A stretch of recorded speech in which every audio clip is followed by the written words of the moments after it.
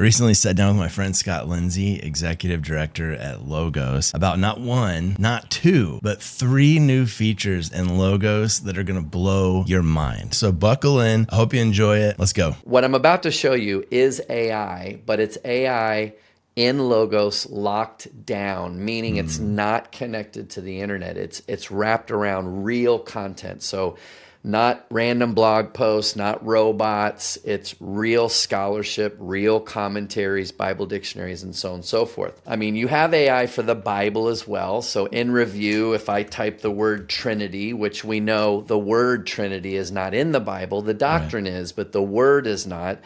I hit enter and Logos knows what that is and goes and finds the Bible verses for whatever I type in there. But again, this is a Bible search. But I want to switch to books, and this is me asking a question. I do want to, you can literally type the way you would ask a question, right? So I can say, what is the Trinity?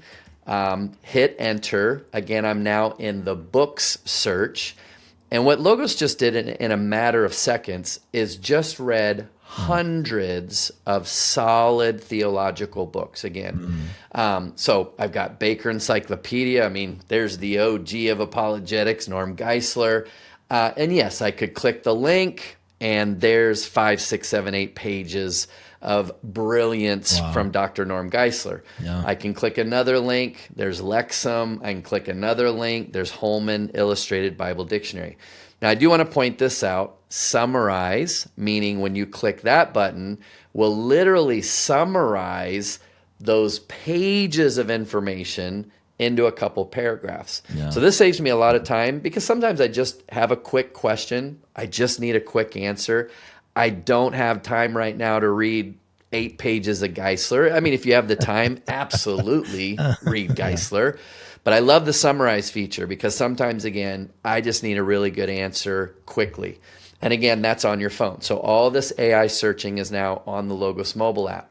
But in Synopsis, we're kind of doing your homework for you where we're literally taking your question, pulling key resources, and then citing. So this is where Logos AI is so much better than any other AI, is it's AI with guardrails because it's only wrapped around theological books and content, but it's also cited, right? So notice all the numbers, and here's the list. So I've got Dr. Gerald Bray, actually was one of my professors in seminary. I got Norm Geisler and so on. So I see Geisler, again, the apologetics OG, and he's cited there at 0.3. So I can literally float my cursor, and we're telling you exactly the page number of the book where Geisler said this statement about the Trinity.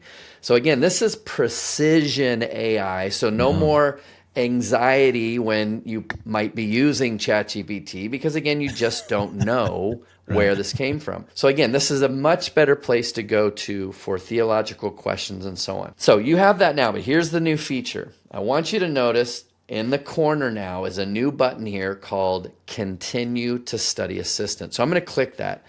So it takes my question, brings it over to this new feature called Study Assistant. Now, over here, this is a monologue. I have a question, I get an answer, one and done, right? All cited, that's great. Now I'm able to have a conversation about the question. Oh my gosh, that's so incredible. here I said, what is the Trinity? But I could say, what did Augustine say about the Trinity, right? Logos is off and running. It's going to search some Augustine titles that I have. It's going to apply the question of Trinity to the writings of Augustine, give it a couple seconds. So this is game changer because, again, you're in kind of protected content. You're in a good theological library, and it's all cited. Now, notice here, Josh said the search was constrained to resources kind of authored by. So these are selected writings of Augustine, but it said, would you like me to search your whole library? I'm going to say yes. Now, what this means is it's still Augustine, but it might be a scholar quoting something Augustine said in his or her work, right? So just by saying yes, I've now taken this question to another level, right, with new cited sources and so on and so forth. But then you can also be conceptual. I was actually in this discussion the other day in my logos. I mean, I have been geeking out over this thing, Sure. like every question I've ever wanted to ask logos. But I asked, can you have love without the Trinity, right? That's an interesting idea. Can logos handle something kind of theologically conceptual like this?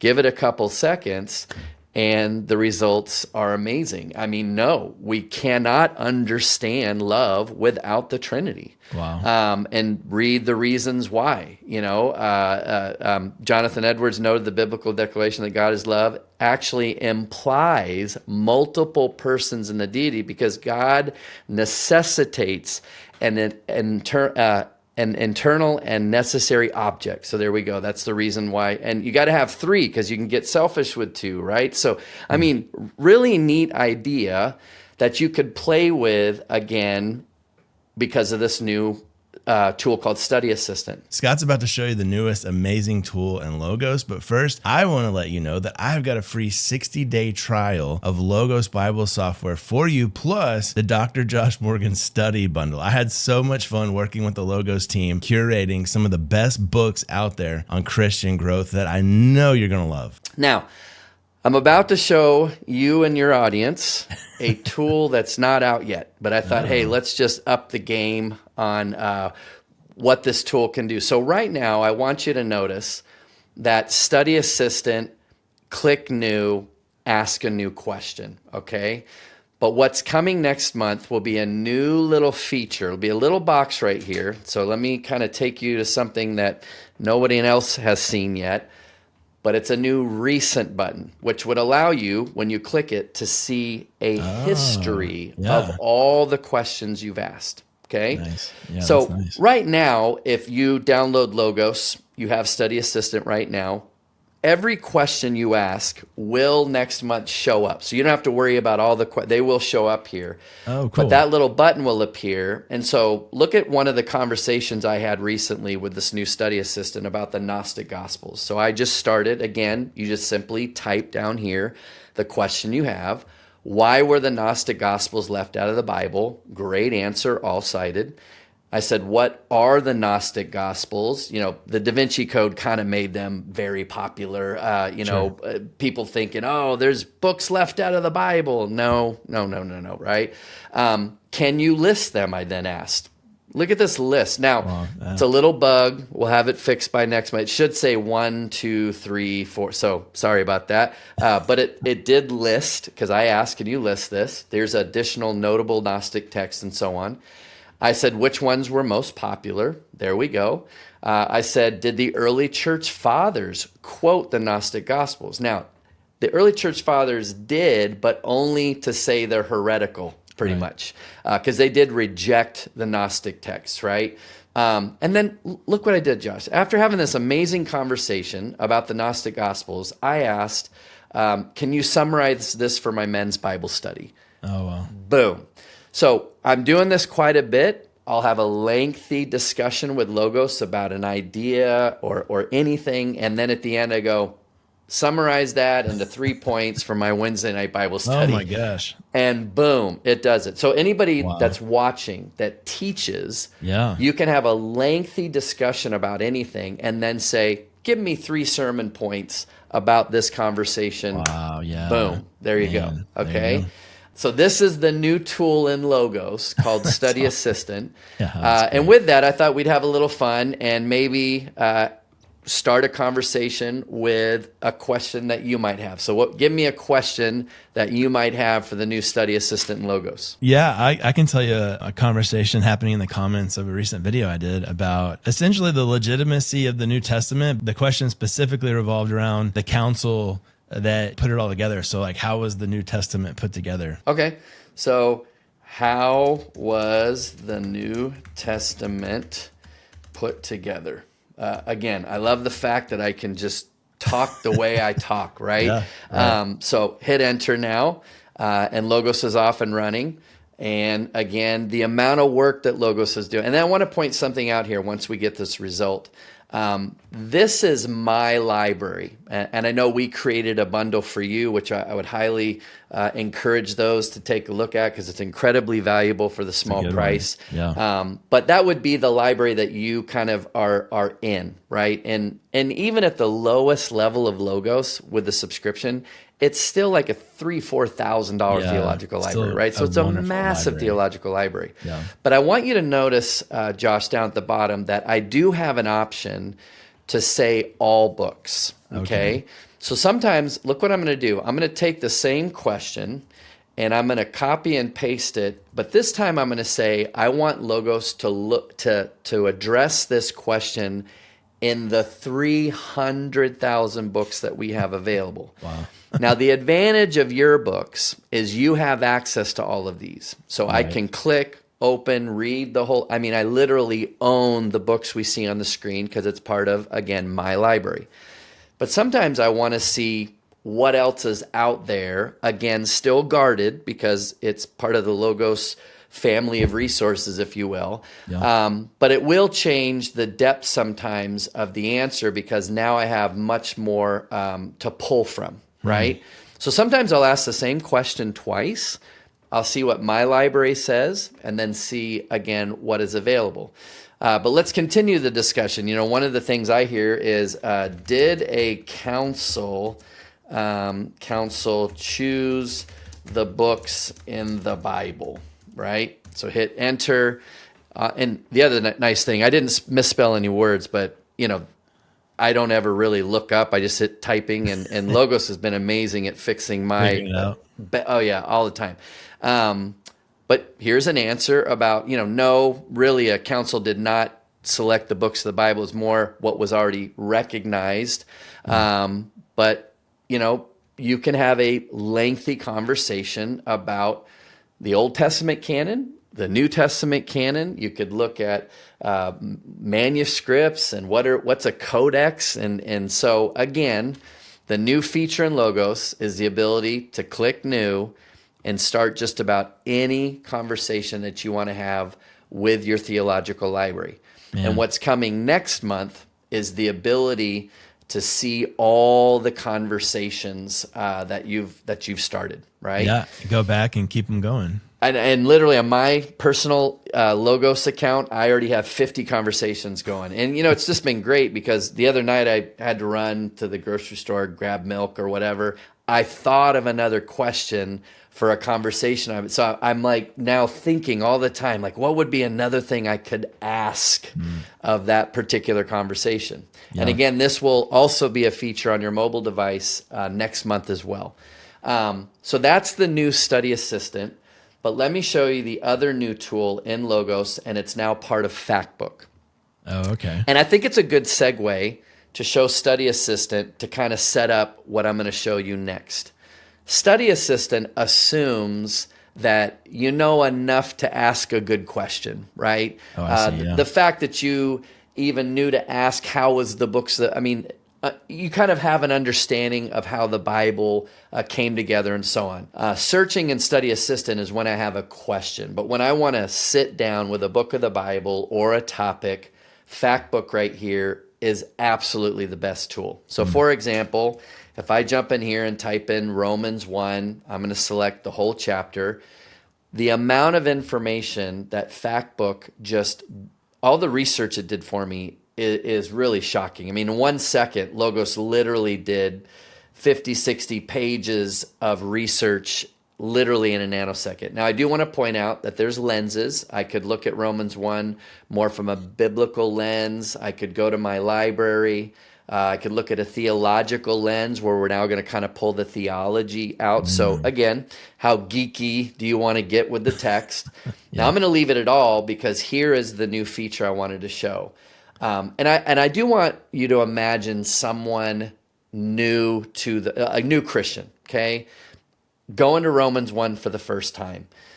There's a lot going on in the text, right? So we want you to think properly about the text. So notice the new section here, Josh, called Questions to Ask. Oh, So what wow. we're doing is we're helping Dang. you think through the text. Yeah. So study assistant assumes you know what to ask, right? But what if I didn't know what to ask or Man. look at for Romans 1? So look at this. How does Romans 1 explain natural revelation? How about what is the theological meaning of God giving them over in Romans 1? So this has been so fantastic, Josh, that this is what I do. As soon as I see this, I start clicking every single one to let Logos go off and running to go. I think we're going to have a button that just one click, it's just going to It opens them literally all. open up every single question. I mean, because look at this. This is like 20 questions Yeah. that I could look at with regards to Romans chapter 1. Now, when we get back to the top, it's already addressed, but again, what is natural revelation? What does it mean that Oh my God gave them gosh. over? What does Romans 1 say about the gospel? How is Paul describing God's wrath and what? I mean, right here, what was the Roman cultural context for Romans 1? Now, you and I both know that's very important for good biblical exegesis, right? To understand the culture, historical, all that, right? But again, a new Christian going, oh, it's probably helpful to understand what is the Roman cultural context as I'm reading Romans Yeah. 1. Yeah. Now, again, all cited, great couple paragraphs on what was the cultural context. But notice again, Josh, right here is the button. Guess what? I could start a conversation now That's wild. about the cultural context. So if I Oh my want to gosh. dig in more and ask more questions about, I see Caesar, who's that guy? What I literally can just launch from over there to a conversation and study assistant. That's Now nuts. that's with a passage. I met with Randy Alcorn last week, good friend. He's kind of the heaven guy and the money guy. Those are the two big theological things that Randy is like the expert, right? Right. Yep. So Randy said, "Can I type a topic in Factbook?" I said, "Absolutely." So he said, "Well, let's go. Let's type money." So I typed money, selected what I wanted to look at, and again, look at the section here called questions to ask. I could have a phenomenal Bible study just by going to Factbook with the word atonement, with the word money, with the word whatever I wanted to look at. So last night I did a live stream with someone that their thing is manuscripts, right? Digging into so we typed manuscript. All the key questions about manuscripts were all populated right here. Wow. And again, when Randy saw this list, he's like, wow, there are some things here that I've never even thought about that connect to the study of money in Scripture and so on. So I can't tell you how, I mean, I'm using this all the time now. I'm in a Wednesday night Bible study, and it's Yeah. just made me so much more prepared Oh man. I because I'm bet. coming to the Bible study now with all these great ideas because Logos again automatically is populating the questions for a text I'm studying, a topic I'm studying, Yeah. and so on and so forth. So, and this is right now on your mobile device. So if you were to open up your mobile device and open up your Logos fact book now, this would show up on your mobile device as well, this new section called questions to ask. That's bananas. That's a game changer. You have the sermon prep, you have the Bible study, you have the counseling conversation, the personal Bible study. I mean, that's wild. That is so much at your fingertips there. I think what you guys are doing is it's incredible. Thank you so much for doing it all and for telling everybody about it. It's such a Yeah, and gift. then great partnering with you. Again, the bundle you put together is an amazing additional, because here's the thing, the more books you feed Logos now, Yeah, right, the right. better the response Yeah. becomes, right?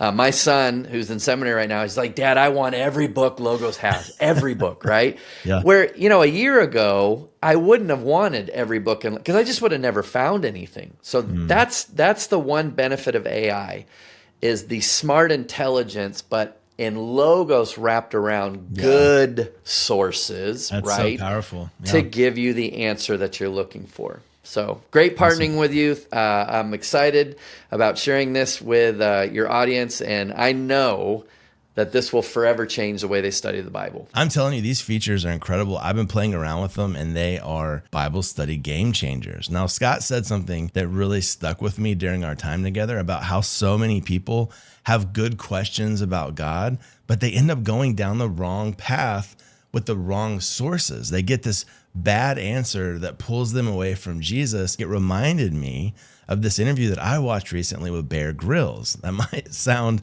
a little odd for me to say, a little random, but Bear says that most people don't even know the real story of Jesus because of 2,000 years of a lot of religion that has ruined the beautiful story of Jesus. And that's why he wrote a book about the story of Jesus. And that's what we're looking at in the next video. So check it out and I'll see you there.